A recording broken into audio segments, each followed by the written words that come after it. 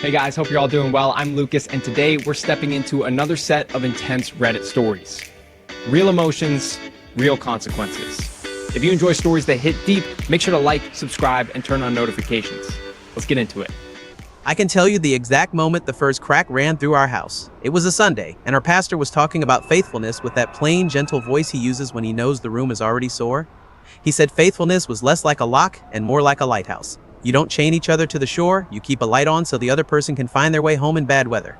We bowed our heads while a baby fussed and somebody's phone vibrated in a pocket, and you could feel the room trying to mean it. That night, after we got the kids in pajamas and I put the last dish away, Rebecca leaned close to me and whispered, "Have you ever felt like God is sending you signs?" The way she said signs made it sound like something you step over in the grass and pretend not to see because you don't want to know who left it. "Like what?" I asked. "Little things," she said. "Numbers that repeat, songs that come on right when you ask for an answer, dreams." She touched the spot on my wrist where my pulse shows if you know how to look. I want to be open to what he's saying. "We can pray about it," I said. "That's my way. I'm Ethan, 35, a field tech who keeps other people's lights on. I'm a fixer. If something's broken, I want tools and time and a clear manual." Rebecca is 33 and keeps an office running 5 days a week with a soft voice and a set of spreadsheets that would make a drill sergeant sit up straighter. We've got 2 kids who think I can fix anything with duct tape and prayer, and in our house, I want to deserve that trust. A week later, she brought home a different kind of answer, printed on thick paper with a moon on the back. "Cassie did a spread," she said, laying out the cards on our kitchen island like a map somebody forgot to fold. "She's been studying numerology and tarot. She said this is important." She touched one card, then another. "This is my husband of fate."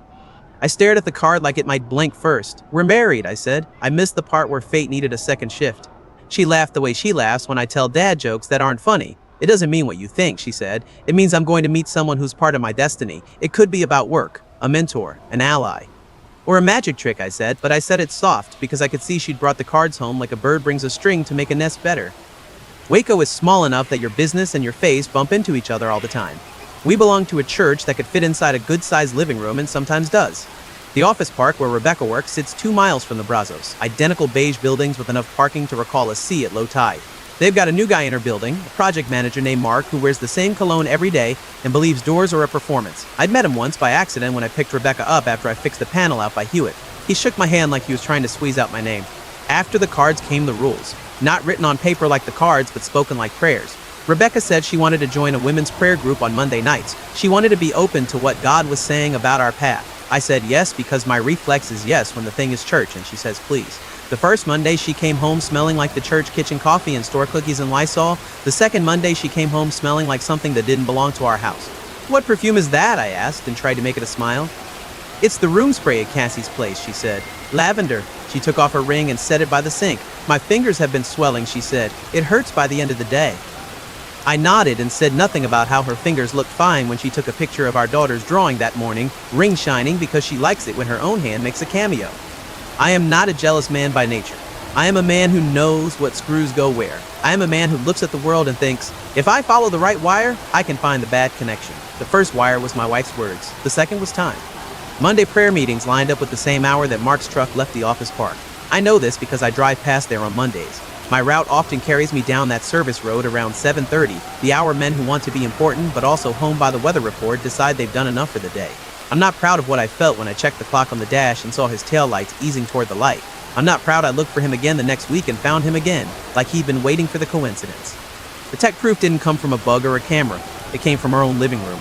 We keep a shared iPad in the den where the kids watch cartoons from the same list over and over like nostalgia for last week is a family value. Rebecca uses it sometimes to scroll. She left her messages open once when the kids banged on the table for snacks and I came in to be a short order cook. I set the plates down and the iPad lit with Cassie's name and a photo. It was a candle ring on a coffee table, card spread, a small dish of salt, and a caption, "For tonight, protection and clarity." The timestamp made a clean line in my head, Monday, 6:05 p.m., right when she said she was at the church. The next photo was a card with a man and a woman staring at each other like they've been told to hold a gaze for a contest. The caption, "He is your light." I didn't go hunting. It was set in front of me like a plate. I took the iPad in my hands like it might burn me. I scrolled up. Numbers again, Cassie had written on Friday night. 11,011 twice. The universe is speaking, Rebecca had replied with a heart and "he's starting on Monday." Then a sun emoji that made my teeth hurt. I took screenshots and printed them the next day in the break room at a job site and folded them into my wallet like they were cash. Evidence is a strange comfort.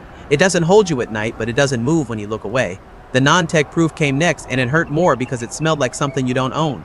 Rebecca's group meeting on Thursday was a new thing, she said. Just a little circle at church to share verses. She came home with that cologne on her hair, the one that makes your eyes water when men on Sunday morning hug everybody like it's their job. She took off her ring at the sink again. Swelling, she said. I nodded like a man who could measure swelling just by being loved. I didn't ask her anything that night. I changed out the air filter. I read a chapter of a book about trees because men who fix things like to know the names of wood. I put our son back into bed because he likes to wander to see if anyone is still awake. Rebecca came and stood in the doorway, a silhouette, and said, "Do you believe in signs?" I said, "I believe in habits," and she laughed like that was a joke we both understood. The card arrived like all cards do, hidden inside the mundane. I was fixing the glove box hinge in Rebecca's car because it had started to stick and seat screws make me itchy if they wobble. A card slipped out from between the manual and the map nobody uses, and it landed face up on the passenger side floor mat. The cover said, "You are my light," cursive on a background of stars. Inside, the handwriting was too neat to be mail unless the man had been trained by a nun. "R," it said, "you are the glow at the end of my long days. Thank you for Monday. Thank you for Thursday. Soon, M." I sat in the driver's seat with that card on my knee and felt my chest go hot and hollow. R is my wife. M is a new project manager with a handshake like a dare. Soon, he wrote. By time was a gate he had the key to. I put the card back between the manual and the map because I wanted to ask with the proof in the spot where she had left it, and because I wanted one calm conversation in this house to belong to me. That night I made tacos because both our kids will eat tacos without becoming prosecutors. Rebecca came home with that smell in her hair again and set her ring by the sink like it was a chore. When the kids were in pajamas and brushing teeth like it was a community event, I went to the garage, took a breath, and came back with the card. I set it on the counter, open to the cursive. "What's this?" I asked. She looked at it for a long time like it might rearrange itself into a grocery list. "A card," she said finally, "from a friend."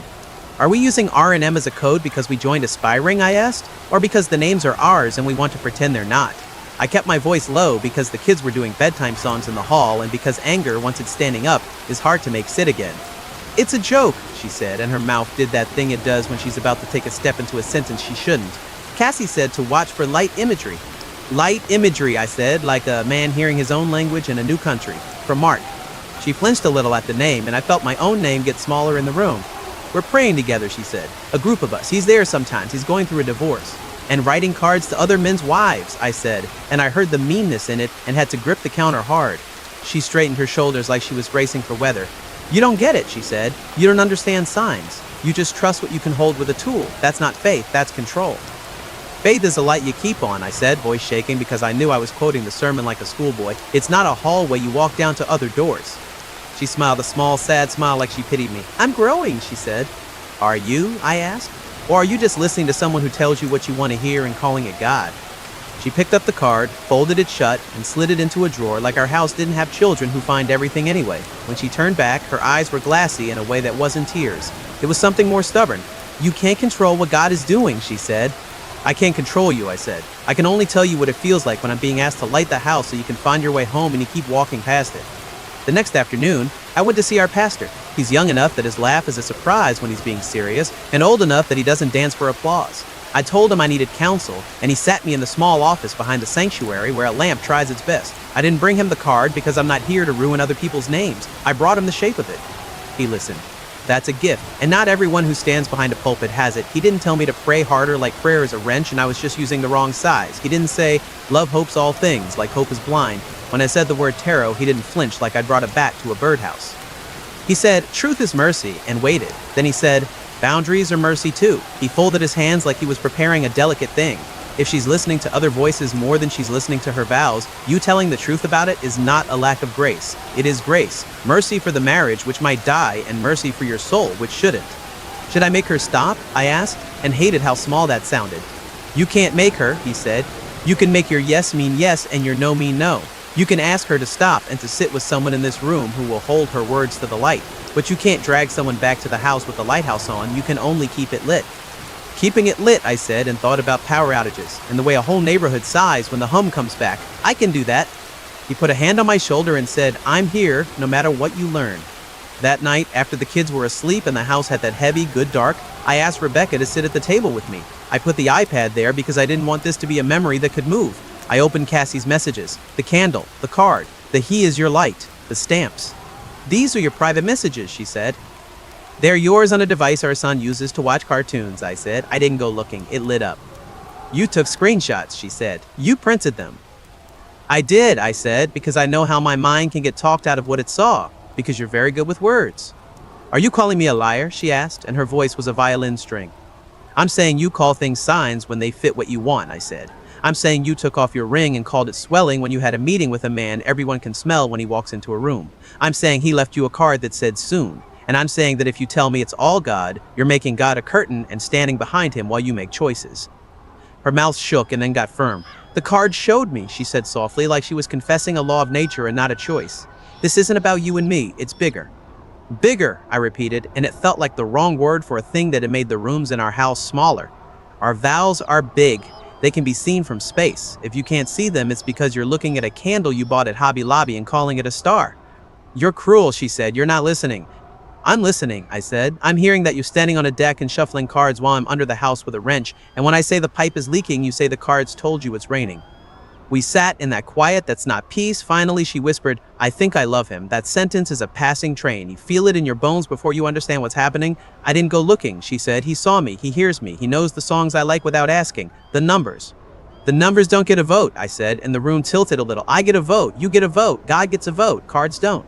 She looked at me like I'd broken the plate she wanted to eat off. You're so sure, she said. I'm sure of the things I promised, I said. I'm sure that our kids should not have to smell another man on your hair and learn new words for why mommy's ring is in a dish. I'm sure that if you want to be with him, you need to say that without a deck or a friend or a sign to keep you from owning it. The second peak didn't explode, it sank. She put both hands on the table like she was steadying herself in a storm. Then she said the thing I had been bracing for, like an impact you can't see but you can hear on the tracks. I slept with him. She said it quietly, like a prayer. The room didn't change. The wall clock kept making its little sound. The air was still, the air I'd been breathing my whole life. But the inside of my chest became a different house. When? I asked, and I hated that I needed a date the way a man needs a name for a street to tell the tow truck where to find him. 2 weeks ago, she said, after prayer. After prayer, I repeated, because sometimes you have to say a sentence twice before your mouth starts believing your ears. I made a sound that wasn't a word. Then I stood up, because if I didn't stand up, I was going to lay my head on the table and weep in a way that scares children. She put her hand out like she might stop me. Please, she said, don't go. I'm going to the couch, I said. I'm going to sleep and not be arms you use to prove to yourself you're still a good person. She cried then, and I stood there like a bad statue who refuses to bend. When you love someone, you want to make it stop. You want to do anything, even the wrong thing, to close the wound. I stood still because every time I try to fix a pipe with my hands instead of the right wrench, I make it worse. Mourning is not merciful when you have to tell your children that daddy is sleeping on the couch because mommy and daddy need to talk to the pastor more. They stared at me with the big, clear eyes kids are born with. I made pancakes. The day went on because days don't ask your permission to continue. The conversation with the pastor that week was different. Rebecca sat beside me and looked very small and very strong, like the kind of woman who lifts something heavy without making a sound. She said she'd been wrong. She said she'd let herself be led by voices that weren't God. She said she wanted to repent. She said she also wanted to be honest, that she had feelings she didn't know who to hand to. The pastor listened with the same patience he gave me. He said a thing I didn't expect. Confession isn't a password that gets you back into a room. It's a light that lets you see the room you're in. He talked about mercy like it was a knife you use to cut bread, not people. He asked both of us if we wanted to try to rebuild. I want to try, I said, and I said it slowly because I had spent 2 nights on a couch with the hum of the refrigerator and the knowledge that I would have to choose what kind of man I was.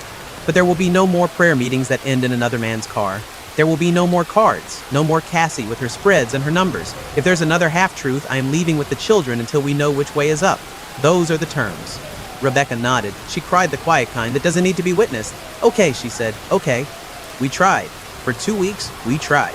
We sat with a counselor who had a chair that squeaked when you leaned back too far and a tissue box that got a lot of use. Rebecca deleted Cassie's number.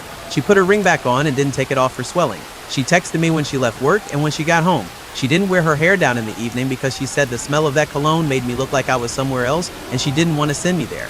Then I found the second card, not a literal one, a digital one. A photo on her phone in the deleted folder that I saw because I was helping her look for a picture of our son with the kite. I wasn't snooping. I was right there next to her on the couch when the thumb slipped and the recently deleted album opened like a trap door. A mirror selfie of Rebecca in our bathroom, hair up, no ring. The caption was a single sun. The timestamp was a Thursday at 8:02 p.m. The night she said she stayed late at the office to reconcile invoices. I put the phone down like it had gotten hot. I went to the sink and washed a dish that wasn't dirty. I dried my hands and walked back, and it took me a full 10 seconds to find my voice because it had gone somewhere and left me a note that said, "You'll have to do this without me." What else do I not know? I asked. She closed her eyes. Nothing, she said. It was almost a whisper. I need you to start using numbers I can count, I said. Dates, times, names. I need you to stop telling me about fates and start telling me about choices. I sent it to him, she said, and the hymn landed like a stone in a pool. I didn't meet him. I sent it. I deleted it. I know that doesn't make it better. It makes it honest, I said, which is better than pretending lies or prayers. We went back to the pastor. He looked sad in the way people do when a thing they hope for has to walk on bad legs. He told us what couples always get told in this room: trust is a slow animal. It comes when you're quiet and feed it the same thing every day at the same time. He asked me if I could keep feeding it. I can feed it if the door stays shut, I said. I can if we treat it like a stray and leave the gate open because we like watching it wander. Rebecca reached for my hand and stopped herself. I want the right thing, she said, but I feel like I'm standing on a dock and he's in a boat and you're on the shore and I'm holding a rope and the rope burns. Let go, the pastor said softly. Let it burn. That's how you heal. You let go of a thing that was pulling you into water you can't breathe. I don't know if I can, she said, and I felt something in me sit down because it was tired of standing. I told Rebecca I was going to stay with my brother for a week. He's got a small house with a couch that does its job and a backyard where kids can run without ending up in the street. I told her I'd take the kids during the day and bring them home for bedtime because the house is still their house and I don't want their memories to be a game of musical chairs. I told her she could call me if she needed something that wasn't permission. She nodded. She didn't ask me not to go. That was the last proof I needed. At my brother's place, I slept in a room with a poster from a baseball game we went to when we were 15. I got up early and made eggs and took the kids to the park and let them climb until their legs shook.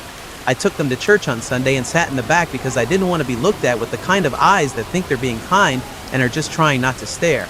Our pastor caught my eye on the way out and put a hand on my shoulder and didn't say a word, which was exactly the right size of help. Rebecca texted me that afternoon. Can we try again? She wrote. For real this time. No more cards. No more Cassie. No more him. I typed and retyped because words feel stupid when you are trying to fit your whole life in them. I wrote, we can try with a counselor in the room and with dates on the calendar that mean something. We can try with passwords in a shared book and with phones on the counter at night and with a pastor who can see us both. We can try if you call your need what it is. But if your need is him, I won't fight him for a house that I built with you while you looked at the river. I'll love you from over here and be the dad they need. She wrote, I'm choosing you. And I stared at it for a long time and then I wrote back, I'm choosing the truth because I needed to name what I was holding. A week later, she told me she told Mark it was over. She told me she told Cassie to stop with the cards. She handed me her phone like it was a stack of paper she was turning in for a grade. Some men would have scrolled through everything and called it safety. I looked at the home screen and set it on the table and said, we will know by the days, not the devices. Maybe you want a clean ending here. I don't have one. We are still in Waco. I'm still the man who knows which breaker controls which outlet because I wrote it down with a label maker after the time the blender took out half the kitchen. Our kids still ask for tacos and think I can fix anything. I still go to church and listen for the line that feels like a rope you can hold when the water is cold. Rebecca goes to therapy with a woman who tells her that sometimes signs are ways to give the blame to the sky when you want to do something you know isn't right. Sometimes she comes home smelling like our house. Sometimes she comes home smelling like the office, and I have to go stand in the garage and breathe through it. We're both trying. Trying is not a guarantee. It is a practice. I do know this. Faith is my anchor, not my alibi. It's not a screen I can stand behind when I make a choice I don't want to name. It's a light I keep on so my kids can find their way to me when they wake up sad in the middle of the night. It's the thing that makes me say no to a kind of forgiveness that's just pretending nothing happened. It's the thing that makes me say yes to boundaries because mercy without edges is just mud. On a Thursday, when the sky over the Brazos was the gray of a tired eye, I took the kids to the church pantry to stack cans. My daughter lined them up and made a little fort, and my son asked me if God could see inside closed boxes. I said yes. I think he can see inside closed hearts too. I think he waits until we open them and stop telling him we didn't hear the question. The moral, if you want it in a sentence so you can put it somewhere and see it when you need it, is this. Other people's signs don't outrank the vows you made. If you need help, go to someone who will hold the truth with you, not shuffle it. If you need a light, don't borrow it from a man who writes cards to other people's wives. Keep your own lighthouse on. Guard your shore. Would you have left after the card or stayed to try with a counselor and a calendar? And where do you draw the line between a sign and a story you're telling yourself to justify a choice? If this resonated, like and comment to help it reach more people, and subscribe for more stories.